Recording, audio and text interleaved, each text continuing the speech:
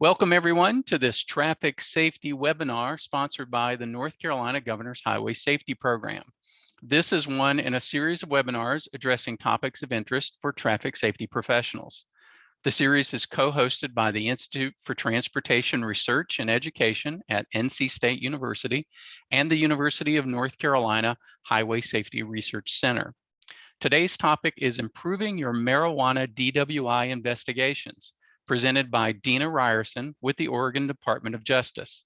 It's my pleasure now to welcome Sarah Garner with the North Carolina Conference of District Attorneys, who will introduce Dina. Sarah? Thank you, Eugene. Y'all, it is my express pleasure to introduce Dina Ryerson to you. I have known Dina the whole time that I've had the privilege of being a traffic safety resource prosecutor. She was already in that position. And not only is Dina a tremendous presenter, but she is a wealth of knowledge. Oregon, as she will explain to you, is sort of a strange bear, and it's very different than the way things are here in North Carolina. And she has to deal with a whole lot of mess that we don't have to deal with. Since we do not have legalized marijuana in this state, and they have had it for since the dawn of man, when I've got a question about a marijuana case, Dina's my go-to person because she's seen it, she's done it, and she's had to deal with it. So if you would please listen to Dina and also ask questions, because you're not going to have a better resource for dealing with the nightmare of drivers impaired on marijuana and the problems that it presents any better than Dina. So my friend, if you will share your screen and educate us. Yes, and she's only buttering me up because it makes your state look good, because she knows she's asking me to come talk to you all because it's going to make you all think, wow, we actually are doing okay here. So I know it. I know what she's trying to do. All right, so let's get started. I want to share my screen. All right. You all want to let me know if you see my screen? Oh, yes, we see your screen and you're going into, okay, you're ready to go. All right.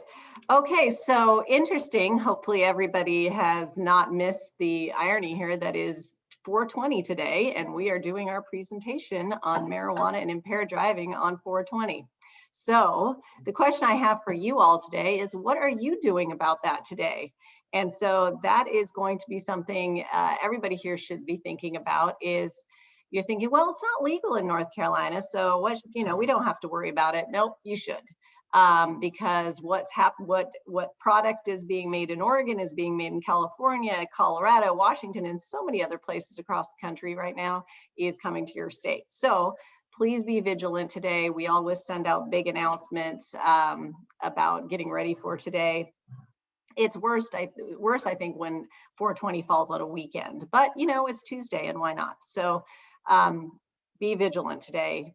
Please take the time and we'll go from there. Okay, so the voters passed was Measure 91, which legalized marijuana in November of 2014. It took a little while to get everything implemented. You were able to possess it and grow it in July of 2015. And then it became a lot more accessible after that. It was still pretty accessible, but it became a lot more accessible after that. Right now in Oregon, you can walk down the street with up to 8 pounds of marijuana before it is a crime for possession. And then I believe it might be a misdemeanor. So it's pretty freely possessed here. And so we have to deal with, obviously, and we have been for quite some time, the impaired driving portion that comes with that. So just a little bit of background, Oregonians bought more than $1 billion of weed in 2020, or marijuana or cannabis. It depends on how, you want to call it. So if you look at that number, you think, well, wait a second, there was a pandemic and everything got shut down. Well, in March of 2020, sales of marijuana spiked 20%. By May, sales topped $100 million, and it continued to top $100 million for the next 3 months after that, with the high of $106 million in sale in the month of July alone in Oregon. Multnomah County, where it says on that screen, is actually where Portland is. And so The most populated city, obviously in Oregon, the most well-known is Portland. In July alone, Portland, in the Multnomah County area, in Portland area, sales topped $30 million just in that area alone. We're expected to see approximately $150 million in sales tax from marijuana sales in 2020. The issue is that we just also passed Measure 110. Not sure if you are all familiar with it. I actually was on the East Coast with my son for lacrosse tournaments in November, literally the week after the elections and after Oregon basically decriminalized all the main drugs that are meth, heroin, cocaine, you name it, and we decriminalized it. And so there's basically user amounts of these drugs that to possess it, you can get a violation. And so a lot of this money from the taxes that came from the revenue in 2020 is being diverted to the pot dealing with Measure 110.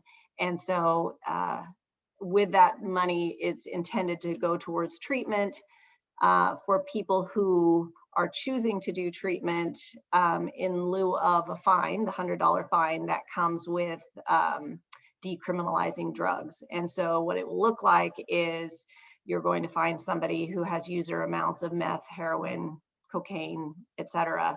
And the most that can be given to them is a ticket, which is a violation, a Class E violation with $100 fine, or you can choose on your own to go into treatment. And so a lot of this money is being directed. Now you ask yourself the question, well, what happens if you decide not to do treatment? And the answer is nothing.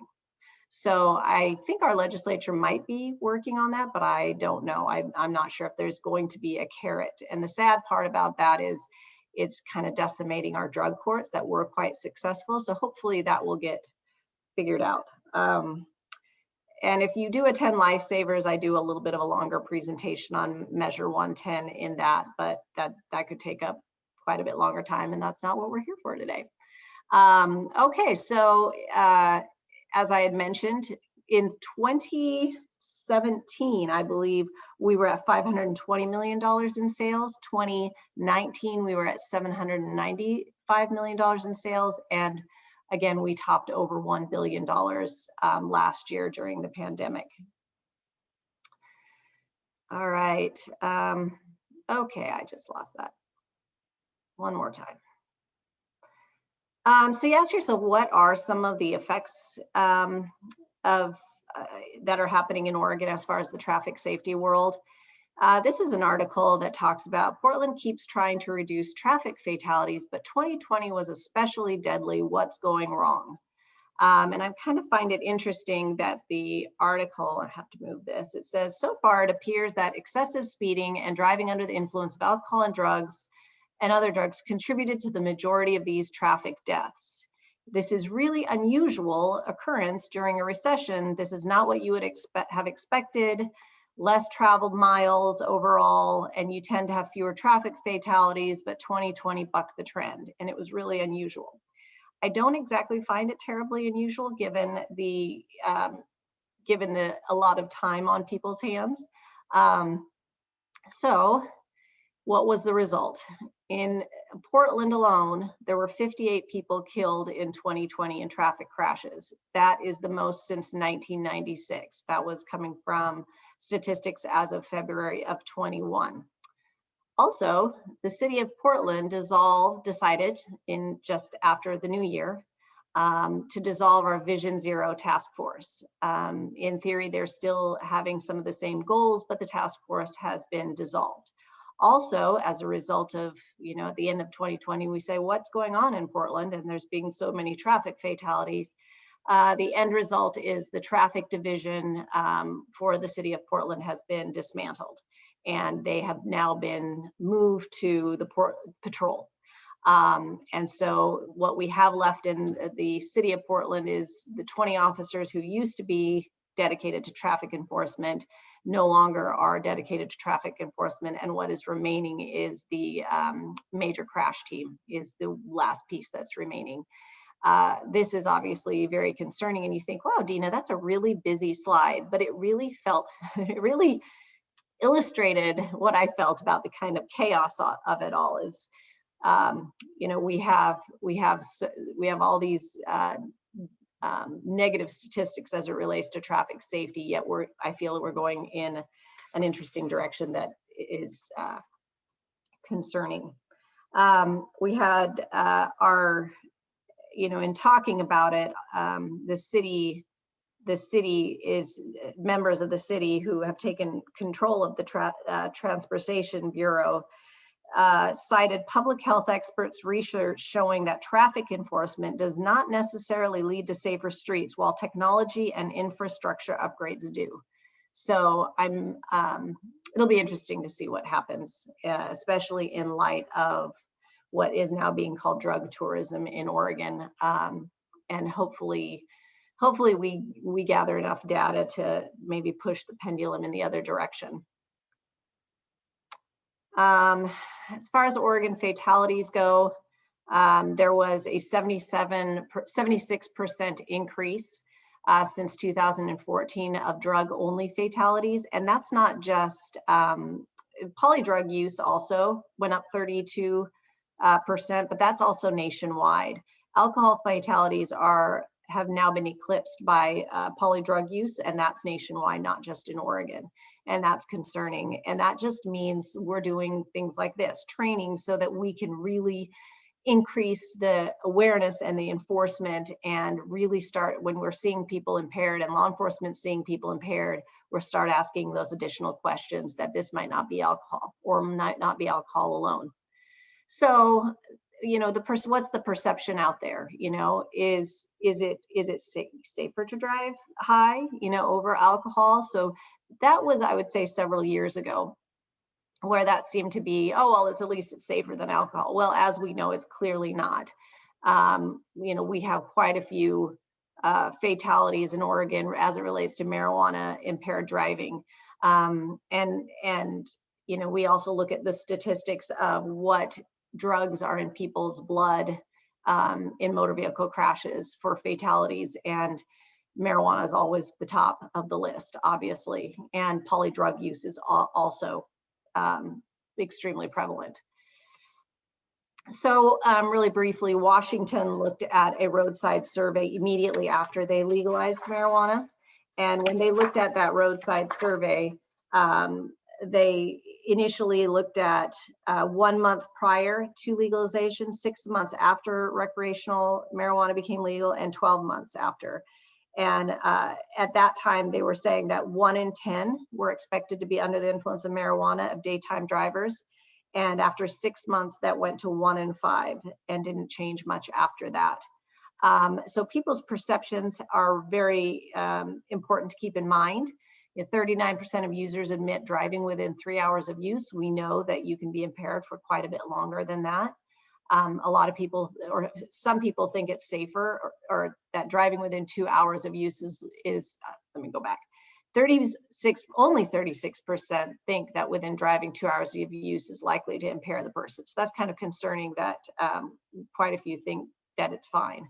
And only approximately half of the users thought they were likely to be arrested for driving impaired within 2 hours of use. So the one thing I will say about the benefits of having legalized in Oregon is that you know, it's inevitable nationwide. It's inevitable in your state. People used to tell me that prior to us legalizing. I'm like, oh, it's not going to be a while. And it wasn't. So it's going to happen, and we're a lot further ahead in the sense that the public perception is slowly starting to come around, but there still is a ways to go. At least we're having the discussions about it. So what are some of the challenges? Again, society's attitudes towards legalization. Jury selection is extremely important, especially for prosecutors. We have whole presentations on jury selection as it relates to marijuana. But really differentiating between legalization and driving impaired, and that it's not about, you know, it's really not about anybody's opinion whether marijuana or cannabis should be legalized or not. The issue is, should we drive impaired on it? I think, it obviously needs to be regulated. That's the one benefit of having it legalized in states, is that there's regulations, there's tax dollars that come out of it. But the issue isn't, about legalization. It's about in a DUI or DWI. Sorry, we say DUII, driving under the influence of intoxicants. So we have all kinds of letters thrown on there. So if I say that, you'll know what I mean, hopefully. But the issue really is about, should they be driving impaired? And so you never want to make a trial about the politics behind about cannabis or marijuana. There are medicinal advantages to marijuana. That's uncontroverted. And so we don't want to make it about the political, controversial side of it. It's about what we should all agree to, which is you shouldn't drive impaired. Your state is, I envy your state terribly in a lot of ways, but we do not have any impairing substance bill or any impairing substance law. We have to have the person under the influence of a controlled substance, cannabis, inhalant, but we don't have something that encompasses everything. So we'll talk a little bit more about Delta 8 that's coming, that's becoming the big trend. And our law, unless we change it, doesn't capture that. So I can drive under the influence, I can drink a bottle of cough syrup and be completely messed up, and that's not a DUI in Oregon. So we're one of like maybe 2-3 states left in the country like that. So that's discouraging. And then we'll talk a little bit more about toxicology and some of the challenges with cannabis compared to alcohol. Like we know a 0.15, you're intoxicated because that correlates to impairment. So we'll talk about the science as to why that is not necessarily the case. So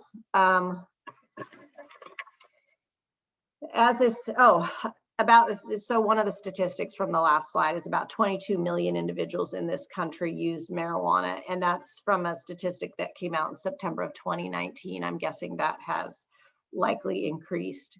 So 35 to 37% of all consumers admit to having very little knowledge of all of the different cannabis products that are out there, which is somewhat understandable given how quickly the market is booming and all the different kinds of products you can have out there. So if you do happen to go to a state where marijuana is legal, or there is medicinal marijuana shops that you can just walk into, I highly encourage you to do it. Our law enforcement just go in there, and if you talk to them, they're like, well, we just kind of act stupid. And we're like, tell us what's going on. At first, they're a little bit worried that a police officer is walking in, but then they will just sit and educate you as to all the different kinds of products. So get educated so you know what you're looking for. So the other thing is, people don't necessarily want to see any cannabis related ads.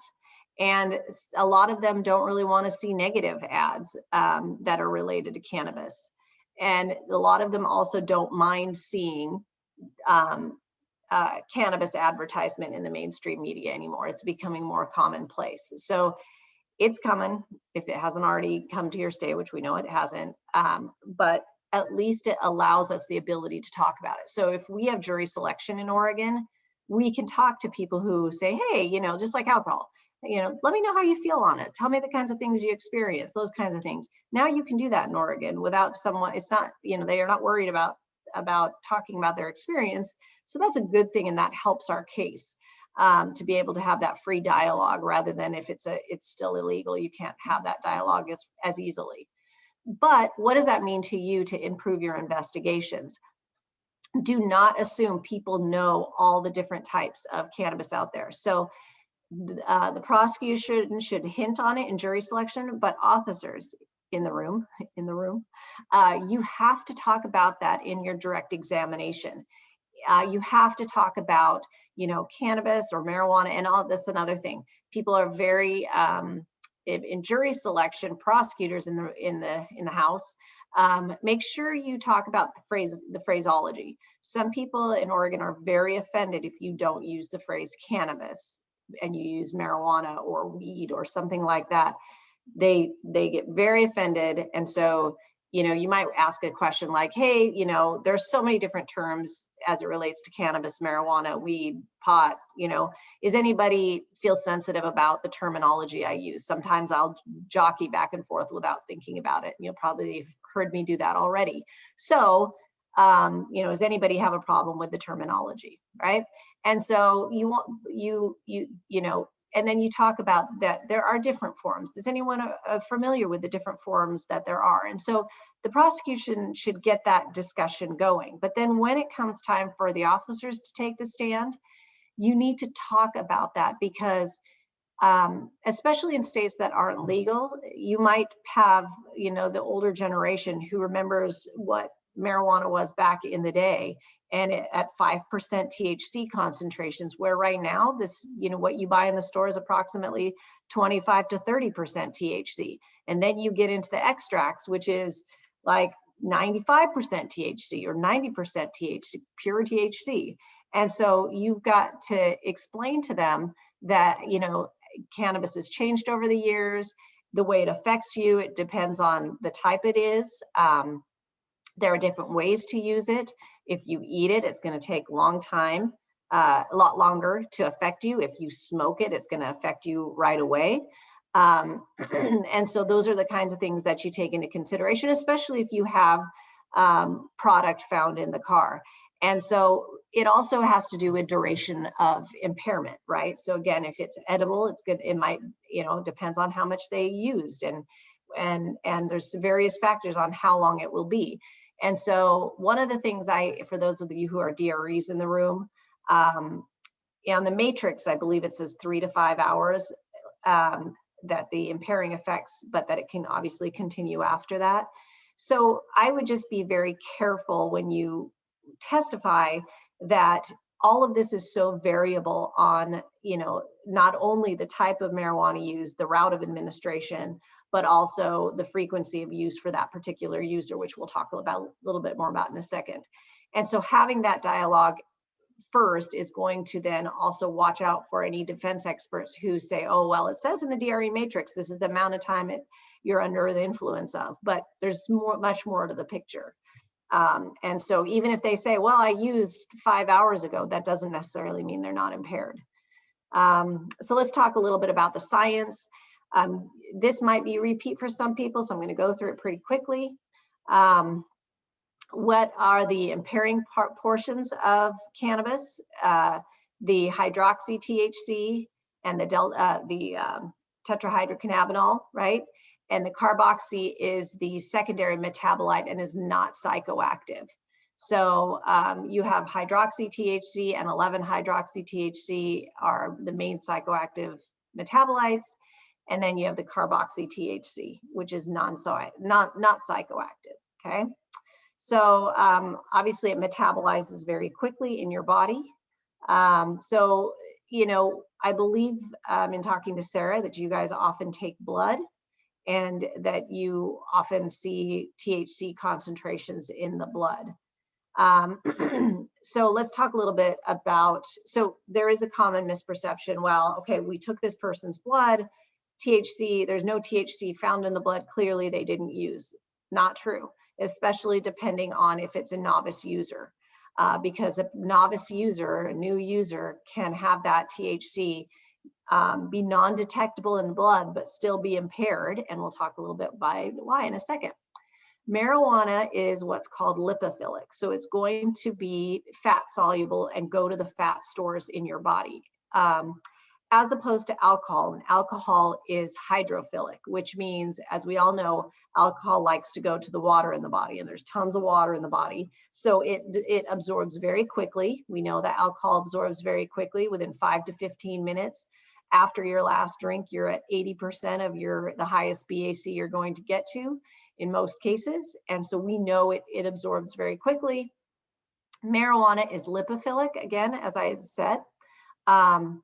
When somebody, let's say, smokes marijuana, the amount of THC in the blood is going to skyrocket immediately. And you may even have, before you're finished with your last puff, may have your peak THC concentrations in your blood. And because it's lipophilic, it crosses that blood-brain barrier very quickly.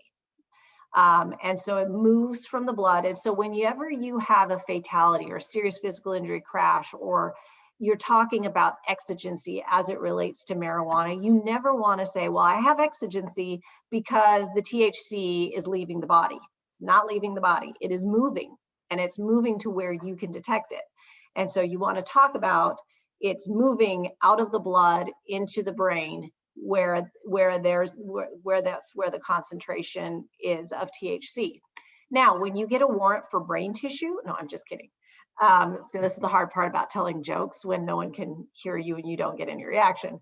But you will not be getting a warrant for brain tissue. But if you could get a warrant for brain tissue, you would have that correlation of THC. So like I said, if I know the BAC is a 0.20, I know they're impaired. Well, if you took brain tissue and you could see the concentration of THC in the brain, you'd have to be able to say, okay, yeah, wow, yeah, they're impaired.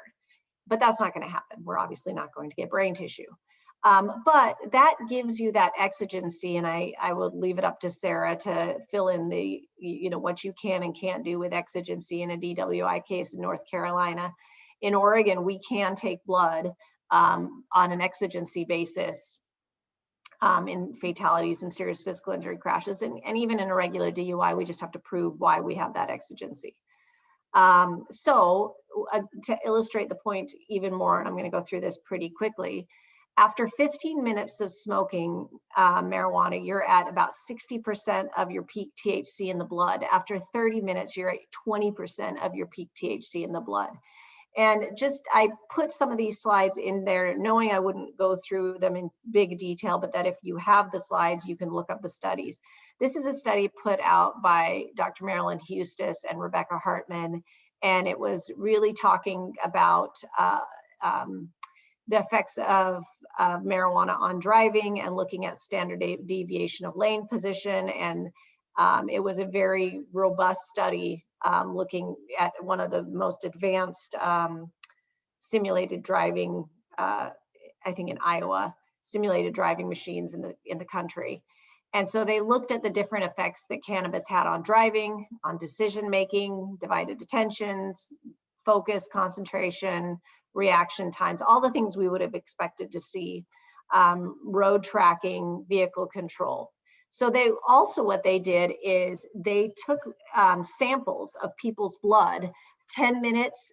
First, they took samples of people's blood. So they basically put them in a closed universe, and they were able to take their blood at intervals.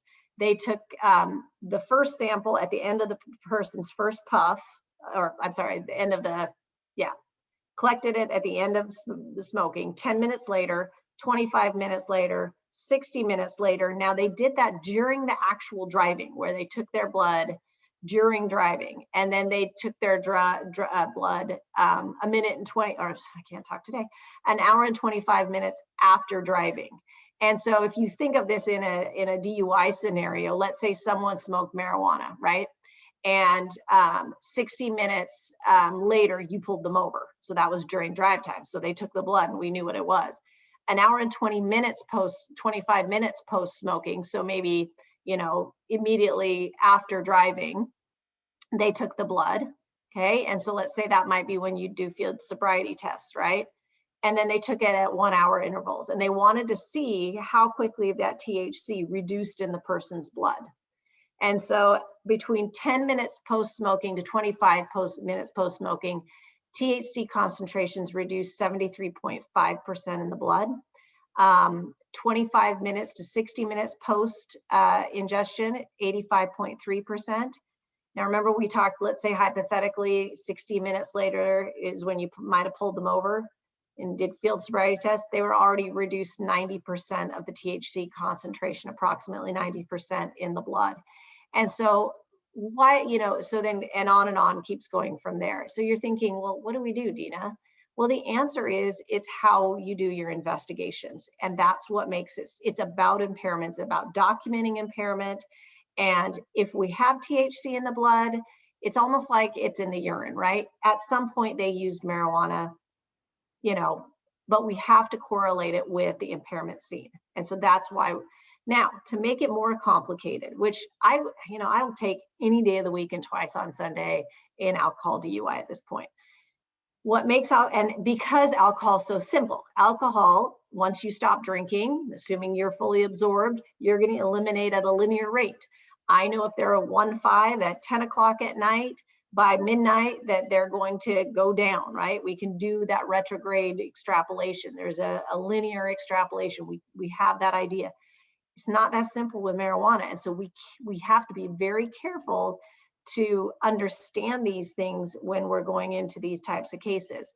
So the thing we talked about marijuana being lipophilic, right? And so that means it also stores in the fat, stores in the body.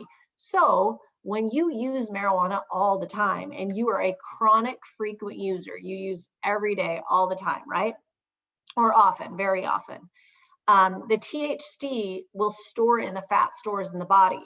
And so in order to eliminate from the body, it gets re-released back into the bloodstream. And so they looked at people who, they put them into a closed universe.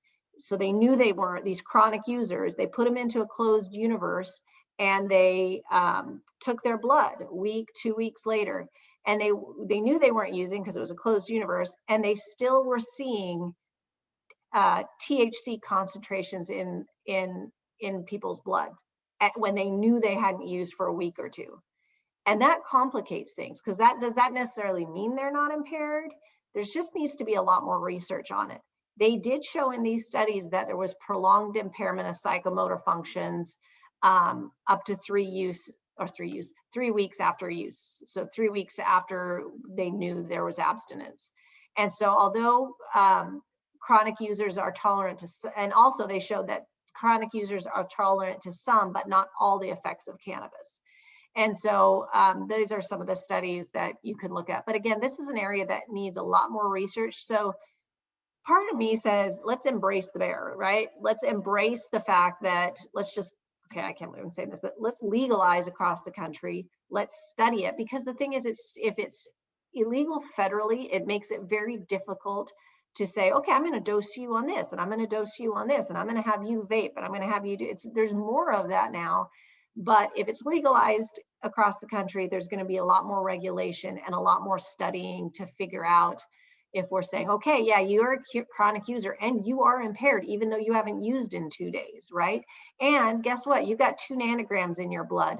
That might be because it's getting re-released in the bloodstream, or they might not be impaired. We need to do more research on it. But again, it comes down to impairment. It comes down to the physical and observable signs of impairment in a traffic stop or a crash or whatever the situation you have. We can put it together, but again, your observations and your articulation of your observations are so crucial in these things.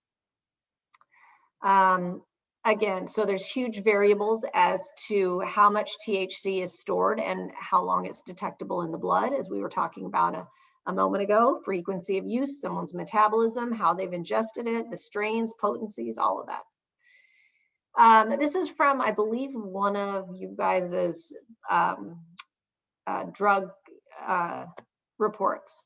And this is just an illustration of what I'm talking about. So this has, and this is something that I'm not going to say what the answers are because I don't know the answers. This is something you need to talk to your crime lab about. But most labs aren't going to say, yes, 2 nanograms THC were found.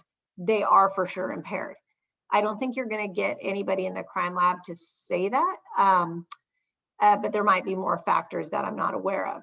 But it's the kind of thing where you have to have a conversation with your crime lab and see what can be said. Now, to be clear, that doesn't mean they are not impaired just because it's 2 nanograms. So it's about what is being observed. It's about the factors. Was there a crash? You know, was there anything found in the car? Was there odors? Were there signs of impairment, which we'll talk about in extensive detail in a moment? And so it's a piece of the puzzle.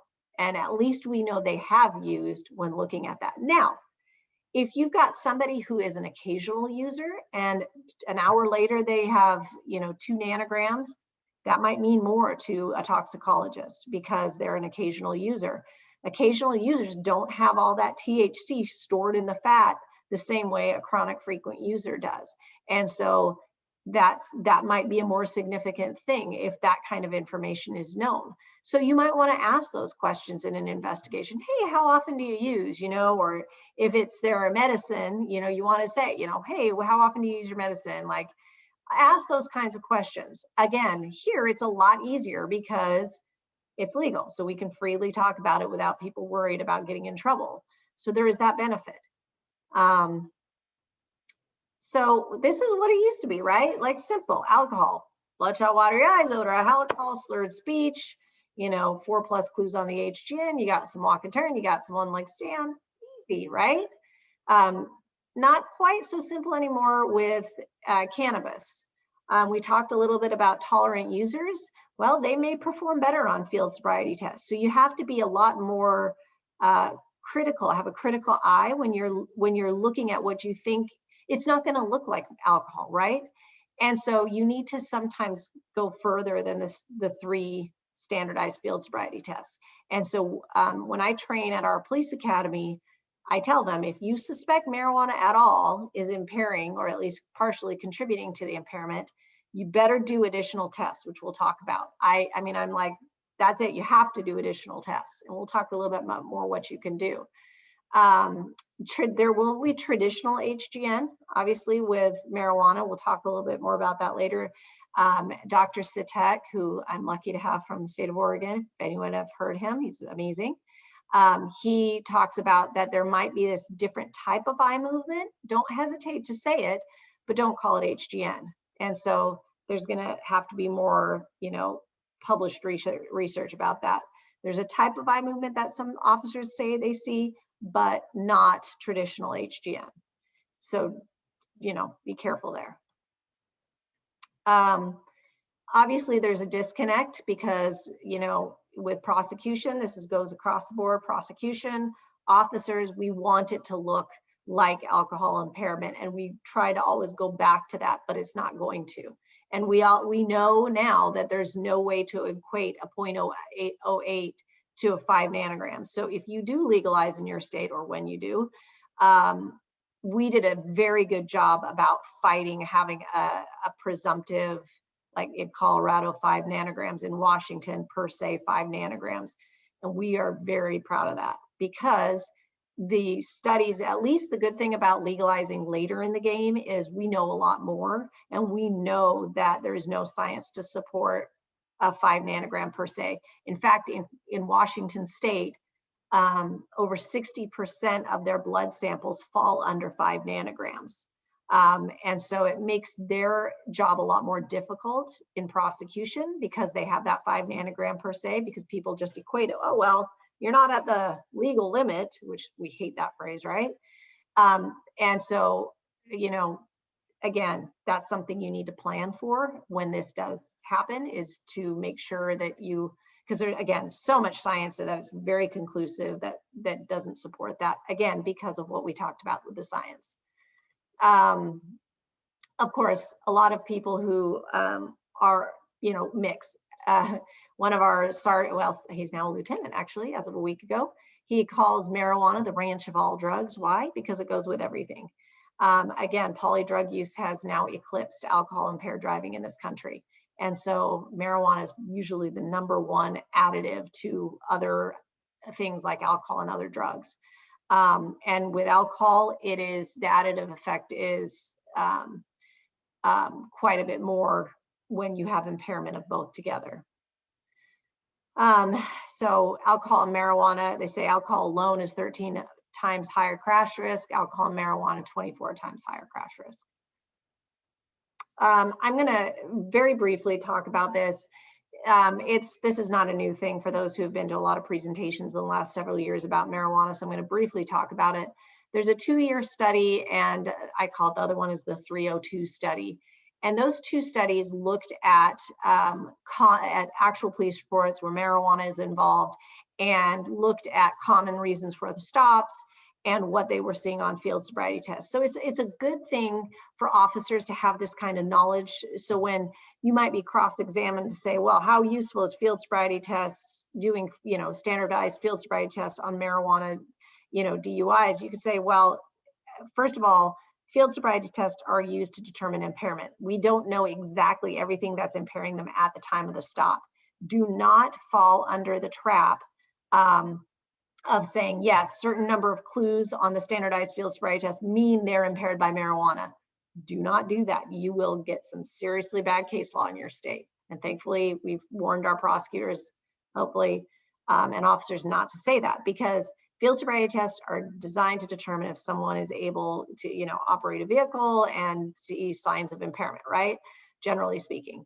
And so this is one other tool, right? And so the top 9 reasons for driver contact, if I'm assuming it at this point isn't a big surprise, but speeding was the #1 reason. This is something that you should talk about in your what are the common misperceptions about marijuana, officer? Well, a lot of people think it might makes you drive slow, but there are studies that show that speeding is the #1 reason for the stop in both the 302 study and the 2-year study. So I think that totaled over 500 marijuana impaired drivers. And so that's a significant factor that's going to counter that common misperception about marijuana. Oh, it just makes you a slower, safer driver. Well, no, it doesn't. And so speeding, again, was the #1 reason in both for the stop in both those 2 studies. This is my favorite part of this study. That lack of convergence was found in 86% of the cases in those who were arrested for DUI or DWI where marijuana was involved. So what do you guys all think that I tell my officers I want to have in every single DUI investigation that you think marijuana is even remotely involved? Yes, I want you to do lack of convergence. It should be part of your tool belt every single time, because it is a very good indicator of that's present for marijuana impairment. And so please, please, please just say, okay, we're going to do the standardized, field sobriety. Well, you're not going to say that to them, but you have it in your head. I will always do lack of convergence. Don't be surprised if you see lack of smooth pursuit in cannabis cases.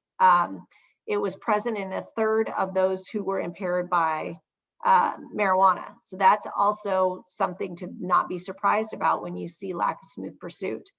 Walk and turn, for those who were DREs who did them in these cases, they had 86% had 2 or more clues, and for DREs, 91% had 2 or more clues in the walk and turn.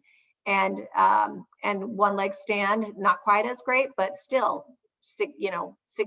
around 65% had 2 or more clues in the one leg stand. If you have any challenges in your state to the use of field sobriety tests in marijuana related DUIs, do not reinvent the wheel. I have briefs written on it. I have whole presentations on it. We can do a whole entire new presentation on that. And so it's very important to make all the right arguments. There's a lot of things within the studies, the field sobriety test studies that you can point to that show that they understood the fact that people under the influence of drugs would be involved in, or have field sobriety tests administered on them. So there's some good language in there. Also, we have the DRE program that part of the 12 steps has incorporated field sobriety tests. So it gets its legitimacy that way too. So again, we could spend a lot more time on that, but if you have a very big challenge on that in court, let me know. I can give Sarah the material to help out there. So to wrap up this piece, they said speeding obviously was the #1 reason. Lack of convergence is a strong indicator of THC being present, so make sure you always do that. The modified Romberg wasn't as useful as far as the estimation of time, but why do I want people to do modified Romberg? I like modified Romberg thrown in on marijuana cases also, because you will sit there and have them have their head back and you can see eyelid tremors. And if you believe marijuana is involved, it's like you should have this checkbox in your head. I'm going to look for eyelid tremors. And doing modified Romberg is one of those ways to look for eyelid tremors. You can stand there to their side and see it. One leg stand, you always want to look for leg tremors. So we'll get into that in a minute. I love this study because it says when multiple tests are used, officers can be certain they are making a correct decision to arrest. and that field sobriety tests are sensitive to impairment by marijuana. And they also, looked at blood concentrations, and there was obviously no correlation between performance on field sobriety tests and concentrations of THC. And you all know why, because you were listening earlier, which was the THC moves very quickly out of the blood. So this is the 302 study. I'm going to just quickly, briefly go through it.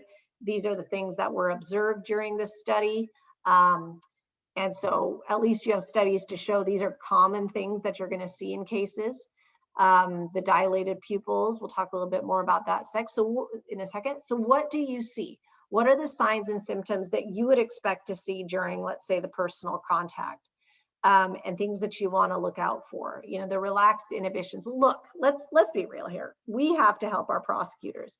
My prosecutors get very frustrated with the not guilty verdicts in marijuana related DUIs. And so what I tell my officers is, give us more, right? Give us more. We have to have more in our investigations. Because if you just do the standard field sobriety test and you don't give us more. So if you've got a defendant who looks like this guy on the screen, take a picture, or you have body cams, get his face in there. Look at booking photos. If you've got this great booking photo where they look stoned, we need all the help we can get, and we have to work together as a team to make that happen. And so again, it may not look like alcohol, but it may take a little longer for them to respond to you. Their thoughts might be a little bit, off. They look drowsy.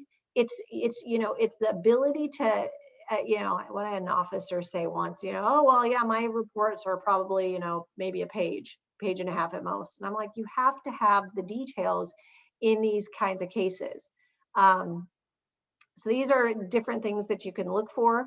Now, I tell my officers, every single time you think marijuana is involved, I want you to say, hey, would you consent to pulling down your eyelids, right? Because you're going to see that bloodshot, watery eyes that used to be called reddening of the conjunctiva.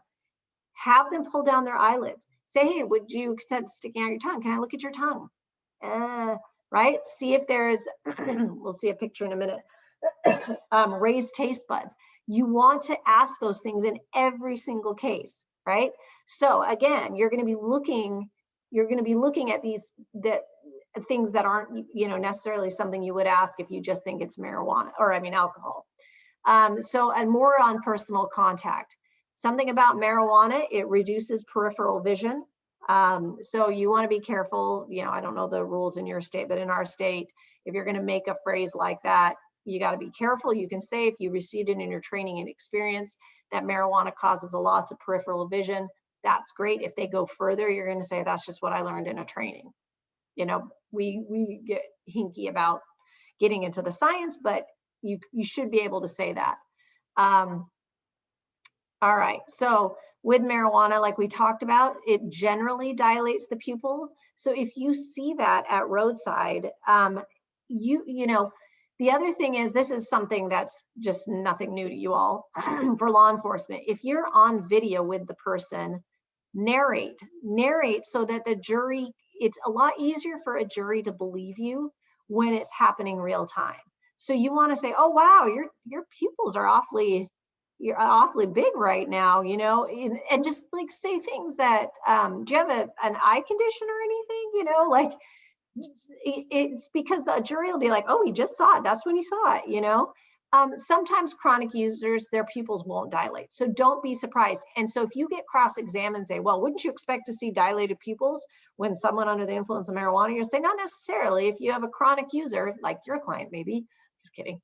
But if you have a chronic users, the studies show that it may not dilate the pupils. So just have those in your knowledge and be looking for it too. That's the other thing, is just looking for it. If you make a list in your head of things you look for every time, especially when you believe marijuana is involved, it's going to make your investigations better. Use demonstratives, right? Prosecutors, when your officer says, yes, I saw I had them pull down their eyelids and I saw that, you might be able to use it as a demonstrative and say, although this isn't their eye, although officers, if you want to take a picture, you will be a rock star. Say, is this the kind of thing you saw? If you can do that in your courts. And they'll say, yeah, that's what I saw. And that's an indicator of someone who's on, who's recently used marijuana. Raised taste buds. It's easy to talk about, but when you see it, you're like, oh, that's what you mean. Is that the kind of thing you saw, officer? So making your investigations better. What kinds of things can you see with horizontal gaze nystagmus? Again, you're not going to see traditional. If only marijuana is involved, you might see a different little eye movement. But what are you going to look for when they do horror? You're going to look for body tremors. They may forget to maintain their position or get that in a relaxed instruction position. You might. This is the big one. It's all about the cognitive impairment. If you have to remind them multiple times to follow the stimulus, don't just say in your report, oh, I had to remind them multiple times. If it's on video, it's great because it helps. But document clearly how many times. Well, at this part, I had to remind them. That this part, I had to remind them. And at this part, I had to remind them. It's much better to present it that way than saying, oh, I had to remind them multiple times. How many times? Make it very clear. Body tremors. You can look for body tremors. And again, difficulty keeping their head still. So HGN is not worthless to you in a marijuana DUI case. You can do a lot more and look for a lot more. Walk and turn and mental impairment, again, this is fantastic, where you have to remind them to maintain the instruction phase. Again, if you're on video, you're gonna be like, oh no, that's what I say. Nope, go back. Well, and then when you're documenting, I had to remind them 6 times and they looked confused. And so a lot more description, if they have to be reminded to watch their feet or count their steps out loud. Don't just say a general statement of, I had to remind them several times about the different instructions. That's not going to help me very much. I want to know every time and every single thing you had to remind them. And again, if you're narrating it a little bit when you're on video, that's going to make it easier for you, especially to write your report. Forgets to take the number of steps, unresponsive or slow. If it's like the slowest field sobriety test you've seen in your lifetime, document that. And giggling, all the typical stuff you think maybe might happen with marijuana. With the one leg stand, I'm going to wrap up soon, a couple more slides left. This is so important. I can't even tell you. Looking for leg tremors while you do the one leg stand. If I've got a case where someone refused to do a DRE evaluation, and let's say the person admitted to using a while ago, or there was drugs found in the car, and I've got my officer who's not a DRE because they refused to do a DRE evaluation, my eyes are beelining for looking at a few things. Eyelid tremors, leg tremors, did they do additional tests in addition to the standardized 3? And how detailed are they in documenting some of the mental impairment in addition to any of the physical impairment? But look for those leg tremors. Every time you do watch the one leg stand, look for those leg tremors. The muscles in the leg will just be shaking. And again, all the needing to repeat instructions, drawing that out so it's detailed. And what you're doing is you're creating a theme. Like, for example, odor of alcohol. When he rolled down the window or she rolled down the window, I smelled an odor of alcohol. When they got out of the car, the odor of alcohol got stronger. When I arrested him, put him in the back of my patrol car, it filled my car so that I had to roll down the window to get some air. I mean, what visuals? Like, I know Sarah does an amazing job of talking about how people learn and creating those visuals in people's heads. So the jury's gonna be like, oh, you had to roll down the window.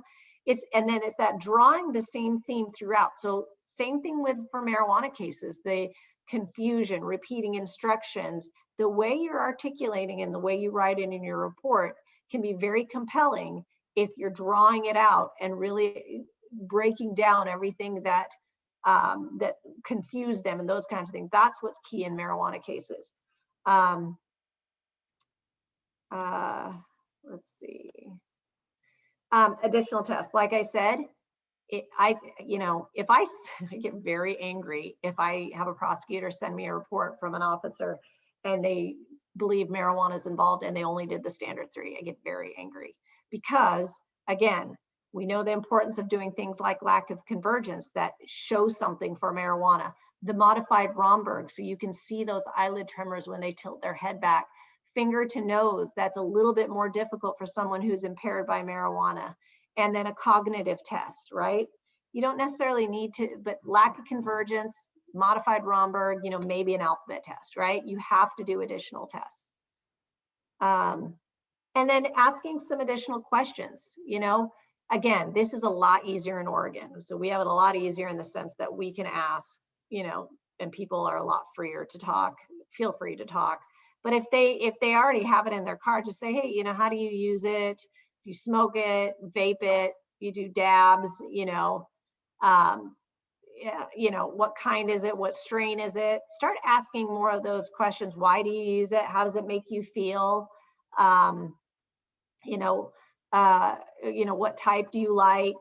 Do you know what the THC level? And for the love of God, take pictures. Take pictures. If you see marijuana in the car, especially before you take it out of the car, this goes with alcohol too and other things, take a picture where it's located and then you remove it from the car. And, you know, is there a THC level written on it? Describe the high you feel. You know, you can do a 1 to 10 rating, you know, based on a scale of 1 to 10.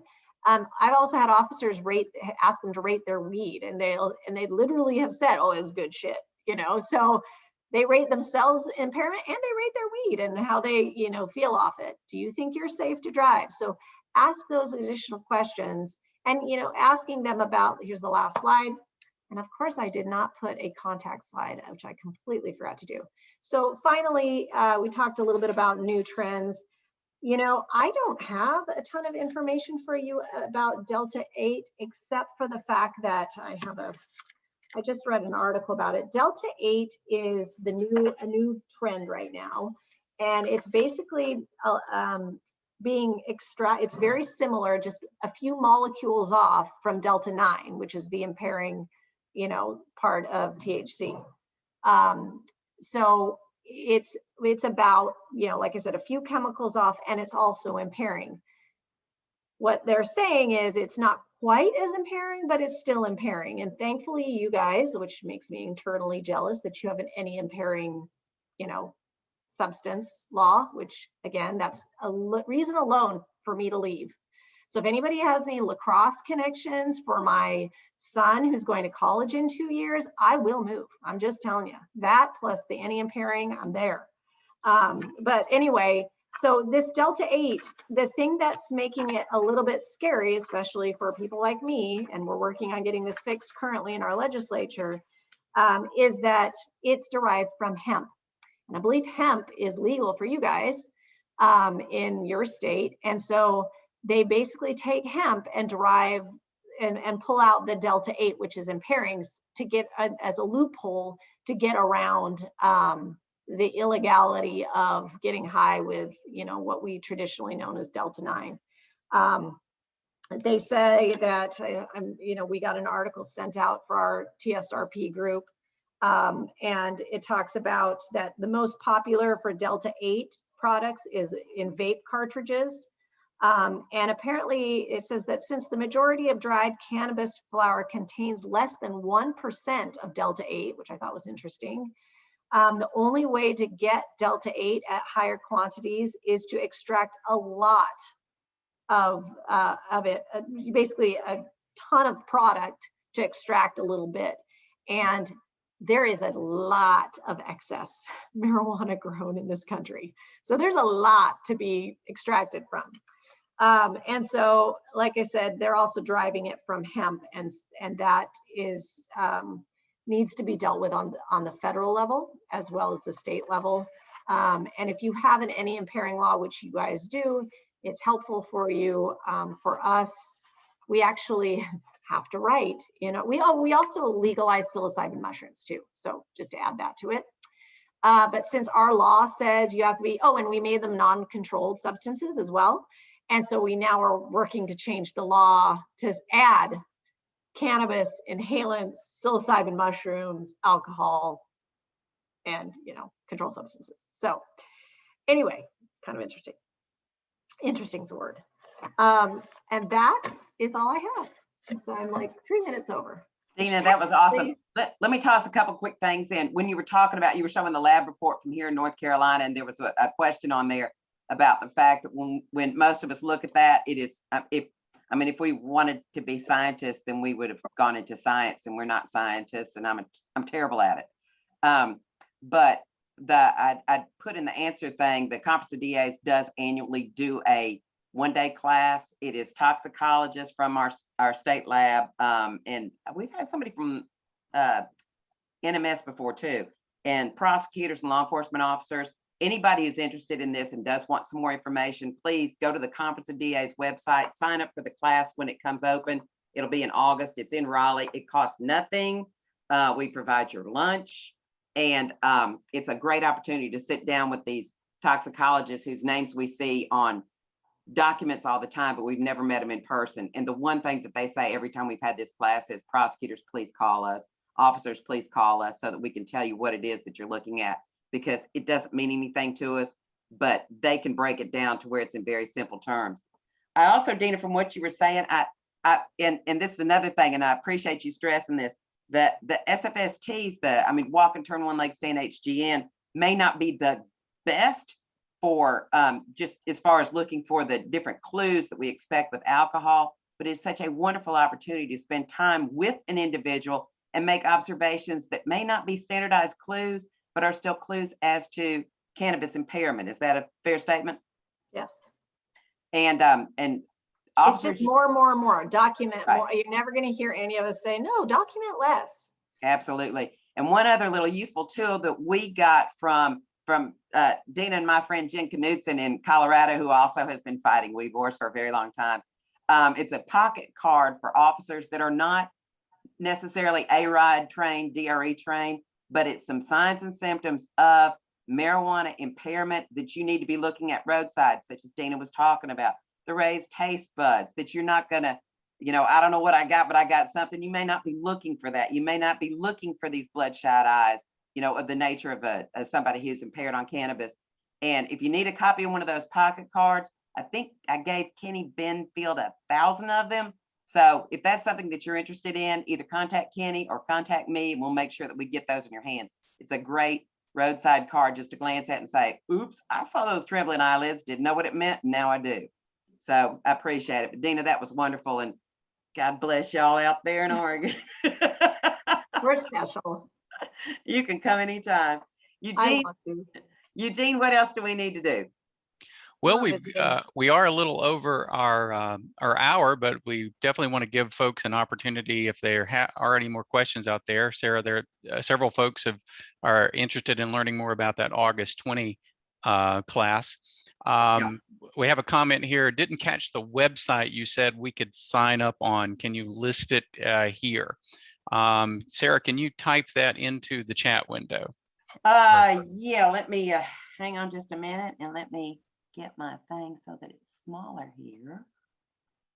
Or we can certainly, if you provide that website to me, Sarah, I'll send it out as a part of the follow-up email that we're going to send absolutely. I mean, the Conference of DAs does trainings all year long. We are funded by the Governor's Highway Safety Program.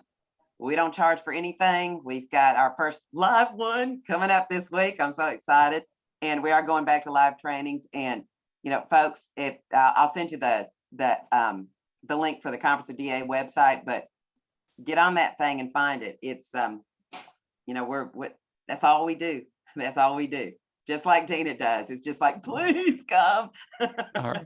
We've also got some folks asking for information on the quick reference card that was mentioned. Yep. If anybody who's interested in that, if you'll send me an email, and I will get your information, and I'll make sure that you get one. And we can do that. We'll drop it in the mail to you.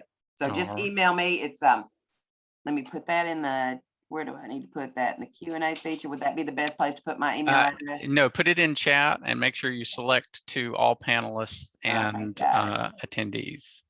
Okay. So folks, if you open up your chat window here in just a moment, Sarah's going to put her email address into the chat for you. And again, we can Sarah, include. do you want to put my email too? Sure do. It's Deena, DEENA. Okay. Ryerson, RYERSON at state.or.us. I think I've never not had a conclusion slide in my phone. Yes. Deena.a.ryerson at state.or.us. And Dina, if okay, we'll include your email address as well, and Sarah's in our follow-up email to contact for more information. And I'll make sure you've got the Conference of DA one too, if I knew how to get back to my.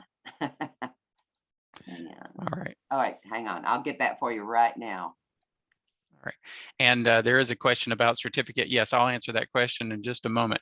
Any other questions you've got? Feel free to raise your hand if you'd like to ask your question to Dina or to Sarah. We'll give just a few more minutes here before we go into our closing. And again, open up the Q&A. Open up the chat window now, and you'll find Sarah's and Dina's email addresses. Okay. Nothing showing in the chat yet. Oh, that's all right, because Sarah, I'll redo that, Sarah. There you go. Okay, and there's the website for the Conference of DA's trainings too. Thank you. I reposted that, Sarah, so it Perfect. showed up for all attendees. Perfect. So now we have email addresses in the chat for Sarah and Dina, and the link to the Conference of District Attorneys training website for folks. Yep. Thank you, Christopher, for letting us know that. Okay, last call for questions before we wrap up. I mean, if you got an urgent question you'd like to ask, just raise your hand. Use the icon down at the bottom of your screen, and you can ask that.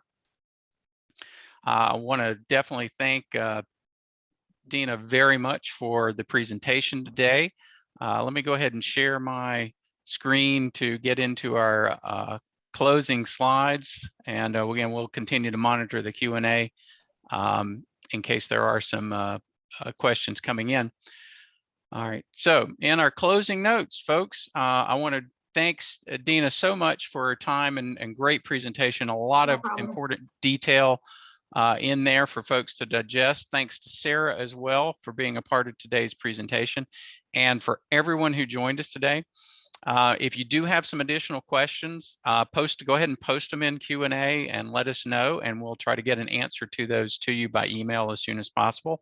And also, before you leave, put anything in Q&A that you'd like to share, ways that we can improve the presentation, or if there are some other topics you'd like for us to present on in the future, let us know about those as well in the Q&A window.